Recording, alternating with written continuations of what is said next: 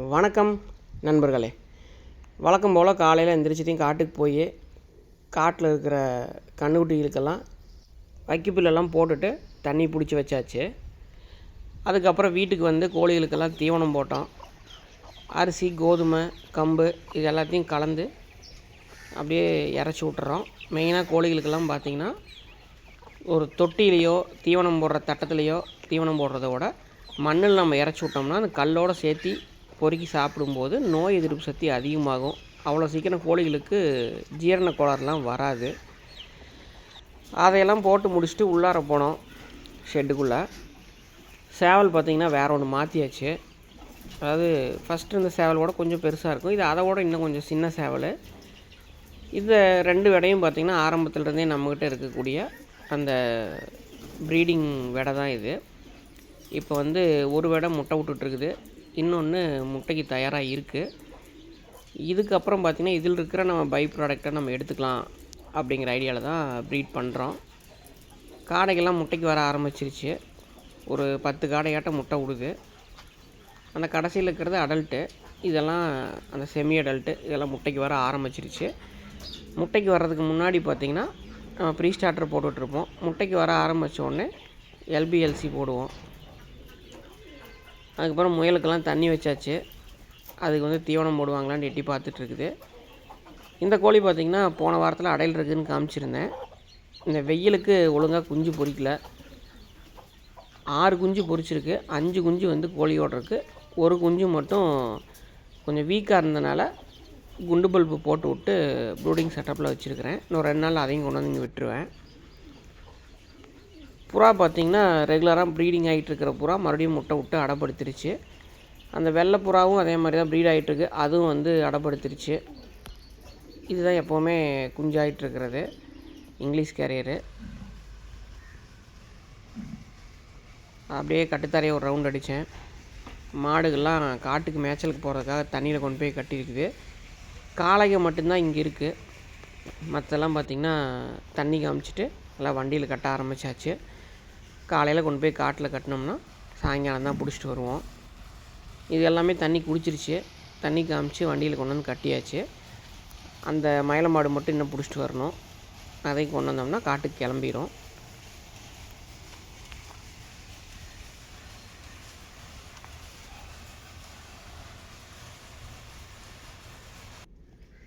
காட்டுக்கு கிளம்பலான் இருக்கும்போது ஒரு மாடு காளை கொண்டு வந்துட்டாங்க. செவலக்காளைக்கு சேர்த்தணும் அப்படின்னாங்க.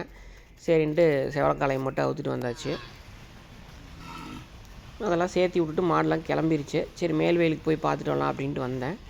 குட்டை மாடு 2 மட்டும்தான் இங்கே இருக்குது, மாடும் கன்றுக்குட்டியும். மற்ற எல்லாமே மேய்ச்சலுக்கு போயிடுச்சு. போன வாரம் காமிச்சதோட இந்த வாரம் பாருங்கள் சோளத்தட்டு எப்படி இருக்குது அப்படின்ட்டு. எந்த உரமுமே நம்ம கொடுக்கல, தண்ணி மட்டும்தான் விட்டுருக்குறோம். மாடுகள்லாம் அங்கங்கே கட்டி கட்டி அந்த சாணி போட்டு யூரின் போன உரத்துக்கே அருமையாக வந்துருச்சு. தீவன புல் அதே மாதிரி போன வாரத்தில் பார்த்திங்கன்னா அந்த கடைசியிலலாம் இருந்துச்சு. இப்போ அதெல்லாம் அறுத்தாச்சு. மாடுகளுக்கு வந்து ஒரு வேளைக்கு மட்டும்தான் நம்ம அறுக்கிறோம். ஆடுகளுக்கு தான் பார்த்திங்கன்னா 4-5 செம அறுக்க வேண்டியதாக இருக்குது. மாட்டுக்கு மட்டும் அப்படின்னா நமக்கு ஒரு வயல் இருந்தாவே போதும். காட்டில் மேய்ச்சல் இருக்குது அப்படிங்கிறனால கம்மியாக தீவனப்புல் செலவாகுது, இல்லாட்டி பத்தாது. கம்மங்காட்டில் போய் மேய்ஞ்சிக்குது. நைட்டு மட்டும் ஒரே ஒரு வேளைக்கு மட்டும் தீவனப்புல் கொடுக்குறோம். இன்னொரு அப்டேட் என்னென்னு பார்த்திங்கன்னா, நம்ம மயிலக்காலை வந்து கண்ணபுரம் தேருக்கு கொண்டு போகிறோம். 24ஆம் வெள்ளிக்கிழமை கொண்டு போகிறோம். 30ஆம் வரைக்கும் இருக்கும். 24ஆம் பார்த்திங்கன்னா மாடு வந்துட்டு தான் இருக்கும். 25, 26 அந்த டேட்லையெல்லாம் பார்த்திங்கன்னா நிறையா வர ஆரம்பிச்சிடும். 26ஆம் நல்ல கூட்டம் இருக்கும். மாடு வாங்கணுன்னு நினைக்கிறவங்க, விற்கணுன்னு நினைக்கிறவங்க எல்லோரும் கண்ணபுரம் மாரியம்மன் தேர் திருவிழாவுக்கு கண்டிப்பாக வாங்க. இது எங்கே நடக்குதுன்னா வெள்ளை கோயில் ஓலப்பாளையத்தில் நடக்குது. வெள்ளை கோயிலேருந்து காங்கேயம் போகிற வழியில். மயிலக்காலை மட்டும்தான் நம்ம கொண்டு போகிறோம், மற்றதெல்லாம் எதுவுமே நம்ம கொண்டு போகல. தேரில் பார்த்திங்கன்னா நம்ம காளையை பார்க்கலாம். அடுத்தது போன வீடியோலேயே நான் சொல்லியிருப்பேன், வைக்கப்புல் வந்து கோழிக்கு தான் களைச்சி காய வைக்கும் அப்படின்ட்டு. போன டைம் வந்து வாத்து தான் நின்றுட்டு இருந்தது. இப்போ பாருங்கள் நம்ம கட்டை உடச்சி விட்டு கொஞ்சோண்டு எடுத்து காலையிலலாம் போட்டோம். அதுக்கப்புறம் சுற்றி வர பாருங்கள் அது பாட்டுக்கெல்லாம் பறித்து நல்லா காய வச்சிருது. அடுத்தது பார்த்திங்கன்னா இன்றைக்கி டைல்ஸ் ஒட்ட வந்துட்டாங்க நம்ம தொட்டிக்கு. நான் பழைய வீடியோவிலே காமிச்சிருந்தேன் தொட்டியை. இன்றைக்கி வந்து டைல்ஸ் ஒட்ட வந்திருக்காங்க. இன்னும் 2 நாளில் எல்லா வேலையும் முடிச்சிருவாங்கன்னு நினைக்கிறேன். முடித்ததுக்கப்புறம் நான் அடுத்த வீடியோவில் முழு அப்டேட் காமிக்கிறேன். மேலே பார்டருக்கெல்லாம் பார்த்திங்கன்னா டைல்ஸ் ஒட்டினோம்னா வலிக்கி விட்ரும். அதனால் அதுக்கு டைல்ஸ் ஒட்டல. அதுக்கு வந்து கிரானைட் கல் கொண்டு வந்து வச்சுருக்கிறோம். அது ஒட்டினது போக மீதி இருந்துச்சுன்னா படிக்கட்டுக்கும் சேர்ந்து ஒட்டிக்கலாம் அப்படிங்கிற ஒரு பிளானில் இருக்கிறேன். அதுக்கப்புறம் அதெல்லாம் பார்த்துட்டு அப்படியே ஆர்ட் ஷெட்டுக்கு வந்தேன். இதெல்லாம் நம்ம நிறுத்தியிருக்கிற பொட்டை குட்டிங்க. இதில் வந்து பியூர் பாயர் 2 இருக்குது. மீதி 3 வந்து பாயர் தலைச்சேரி கிராஸு. அது பேட்ச் இருக்கிறனால பார்த்திங்கன்னா ஒரிஜினல் பாயர் மாதிரி தான் தெரியும். நம்மளே ஒரு சில இடத்துக்கு போய் எது ஒரிஜினலு எது வந்து கிராஸு அப்படின்னு கண்டுபிடிக்க முடியறதில்ல. இதெல்லாம் பார்த்திங்கன்னா ஒரிஜினல் மாதிரி தான் இருக்குது. இந்த பேட்ச் எல்லாம் இல்லாமல் இருக்கிறது பார்த்திங்கன்னா தலைச்சேரி மாதிரியே இருக்குது. ஆனால் இதெல்லாம் தலைச்சேரிக்கும் பாயருக்கும் கிராஸ் ஆனது. இது எப்படி இந்த பேட்ச் எல்லாம் வருதுன்னு பார்த்திங்கன்னா பாயர் தலைச்சேரி கிராஸ் ஆன குட்டிகை இதெல்லாம். இதுக்கு வந்து நம்ம ஒரிஜினல் பாயரை போட்டு நம்ம ப்ரீட் பண்ணும்போது அந்த பேட்சோட ஒரிஜினல் பாயர் எப்படி இருக்குமோ அந்த மாதிரி வந்துடும். அதனால தான் வந்து நம்ம கண்டுபிடிக்க முடியறதில்ல. நம்மக்கிட்ட பேட்சோடு இருக்கிறதெல்லாம் பார்த்திங்கன்னா டைரெக்டாக பாயருக்கு பிறந்தது மட்டும்தான் நம்ம கன்ஃபார்மாக இது ஒரிஜினல்னு சொல்ல முடியும். மற்றது பேட்ச் இருக்கும் பாயர் மாதிரியே, ஆனால் அது வந்து பியூர் பாயர் கிடையாது. அதனோட ஆங்குலேஷன் அதனோட ஸ்ட்ரக்சர்லாம் பார்த்திங்கன்னா உங்களுக்கு மாறிடும். ஹைட் வரும், லென்த் வரும். அந்த மாதிரி குட்டிகளை பார்த்திங்கனாவே உங்களுக்கு டிஃப்ரென்ஸ் தெரியும். ஒரு சிலர் பார்த்த உடனே கண்டுபிடிச்சிடலாம், ஒரு சிலருக்கு தெரியாது. இதெல்லாம் பார்த்திங்கன்னா ஒரிஜினல் பாயரு. இதில் இருக்கிற குட்டி தான் நம்மக்கிட்ட 2 பொட்டை குட்டி நிறுத்தியிருக்கிறோம். இந்த டைம் குட்டி போட்டுச்சுனாலும் பொட்டை குட்டியை நம்ம நிறுத்திக்குவோம். அதிலிருந்து தான் நம்ம அடுத்தடுத்து நம்ம ப்ரொடக்ஷன் பண்ணி பாயர் தலைச்சேரி கிராஸ்லேருந்து பியூர் பாயராக நம்ம கொடுக்கலாம் அப்படிங்கிற பிளானில் தான் இருக்கேன். கருப்பெல்லாம் பார்த்திங்கன்னா நல்லா உடம்பு ஏறிடுச்சு. வரும்போது ரொம்ப இளப்பாக இருந்துச்சு. குட்டிகள் எல்லாமே நல்லா டெவலப் ஆகிடுச்சு. இன்னமும் பால் வத்துச்சுன்னா ஆடு வந்து இன்னும் சீக்கிரமாக கறி பிடிக்கும். அடுத்த அப்டேட் என்னென்னு பார்த்திங்கன்னா நம்ம கூண்டு அடித்து வச்சு கிட்டத்தட்ட ஒரு 10 வருஷம் இருக்கும். இந்த ஃப்ரேம் மட்டும் அடித்து வச்சு இதுக்கு வலை அடிக்காமல் அப்படியே வச்சுருக்குறோம். சரி இந்த டைம் வந்து வலை அடித்து ஏதாவது லவ் படிக்கிறது விட்டுறலாம் அப்படின்னு ரெடி பண்ணியிருக்கிறேன். இது வந்து முன்னாடியே காமிச்சிருப்பேன். காட்டில் இருக்கிற மாடுகளுக்கெல்லாம் வைக்கப்புல் கொண்டு போய் வைக்கிறதுக்காக அப்படியே ரோலோடு வச்சிடலாம் அப்படின்ட்டு. மழை வந்தால் நனையாமல் இருக்கிறதுக்காக மேலே வந்து டாப்பு சைடில் சாரல் அடிச்சிங்கன்னா தண்ணி கீழே வடிஞ்சு வந்துடும். டைரெக்டாக மேலே படாமல் இருக்கிறதுக்கு இந்த மாதிரி பண்ணியிருக்கிறோம். இது பார்த்திங்கன்னா 10ஆம் தேதி நம்ம டெலிவரி கொடுக்குற பேட்ச்சு. இதில் வந்து ஒரு பாதி புக்கிங் ஆகிடுச்சு, இன்னும் பாதி இருக்குது. யாருக்காவது தேவைப்பட்டுச்சுன்னா ஸ்க்ரீனில் தெரிகிற அந்த நம்பருக்கு கால் பண்ணுங்கள். 10ஆம் தேதி தான் நம்மக்கிட்ட வந்து ஹேச்சிங் ஆச்சு. அடுத்த 10ஆம் தேதி தான் நம்ம டெலிவரி கொடுப்போம். யாருக்காவது அதுக்கு முன்னாடியே தேவைப்பட்டுச்சுனாலும் வாங்கிக்கலாம். டே ஓல்டு சிக்கிலேருந்து எத்தனாவது நாள் நீங்கள் டெலிவரி எடுக்கிறீங்களோ அதுக்கு தகுந்த மாதிரி ரேட்டு வரும். தேவைப்படுறவங்க ஸ்க்ரீனில் தெரிய நம்பருக்கு கால் பண்ணுங்கள். எல்லா வேலையும் முடிச்சுட்டு நம்ம கிளம்பும்போது மாடெல்லாம் போய் ஒரு கட்டுத்தரம் மாற்றி கட்டிட்டு போகலாம் அப்படிங்கிறக்காக காட்டுக்கு வந்திருந்தேன். கம்மங்காட்டில் தான் கட்டியிருக்கிறோம். அந்த பக்கத்தில் எல்லா வயல்லையும் மேய்ஞ்சி முடிச்சிருச்சு. இன்னொரு 3 வயலில் வந்து நம்ம மறுபடியும் கம்பு விதைச்சிருக்கிறோம்.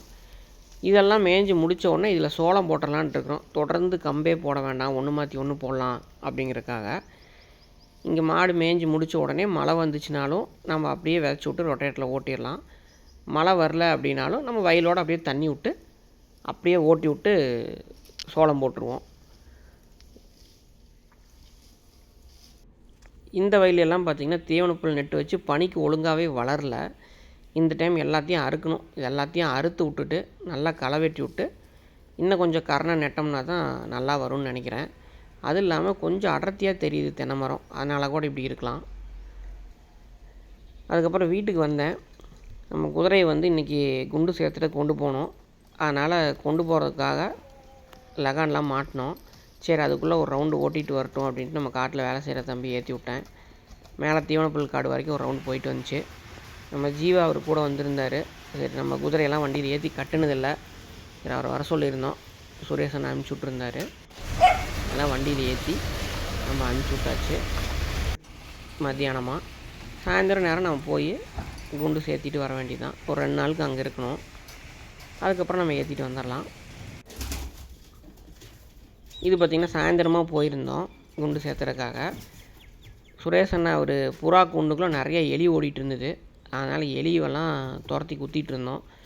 எலி இருந்துச்சுனாவே முட்டையெல்லாம் சாப்பிட ஆரம்பிச்சிடும்.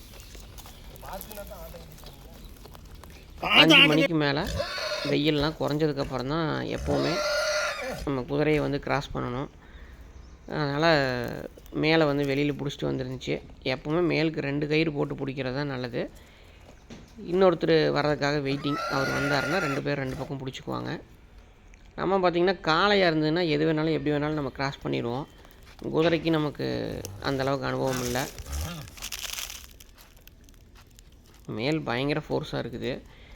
நல்ல லைனேஜ் குண்டு, ரொம்ப இழப்பாக இருக்குது. அது வச்சுருந்த இடத்துக்கு ரொம்ப மெயின்டெனன்ஸ் இல்லாமல் குதிரையவே கண்டுக்காமல் விட்டாங்க. இன்னொரு 20 நாள் 1 மாதத்துக்கு அப்புறம் நான் வீடியோ போடுறேன். அப்போ குண்டு எப்படி இருக்குன்னு பாருங்கள். வந்தப்போ இன்னும் ரொம்ப டென்ஷனாக இருந்துச்சு. இப்போ தான் வந்து ரெடி ஆகிருக்குது.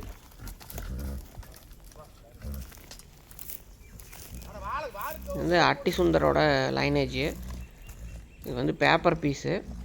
இப்போ பார்த்தீங்கன்னா உங்களுக்கு சாதாரணமாக தெரியும். ஆனால் இது வந்து நல்ல லைனேஜ் குண்டு.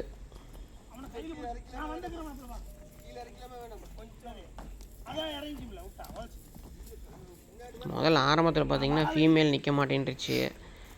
ரொம்ப போராட்டத்துக்கு அப்புறம் நம்ம கிராஸ் பண்ணியிருக்கிறோம். அதுக்கப்புறம் கிளம்பி வீட்டுக்கு வந்துட்டோம். வீட்டுக்கு வந்துட்டு காட்டில் போய் மோட்டர் நிறுத்திட்டு விளாண்டு போனேன். வாய்க்கால் ஓரத்தில் பார்த்திங்கன்னா பெரிய அவுரி மீன் இருந்துச்சு.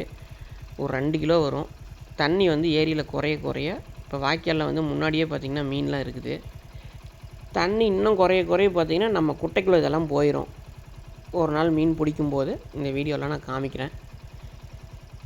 அவ்வளோதான் நண்பர்களே இந்த வீடியோ. அடுத்த வீடியோவில் சந்திக்கிறேன். நன்றி.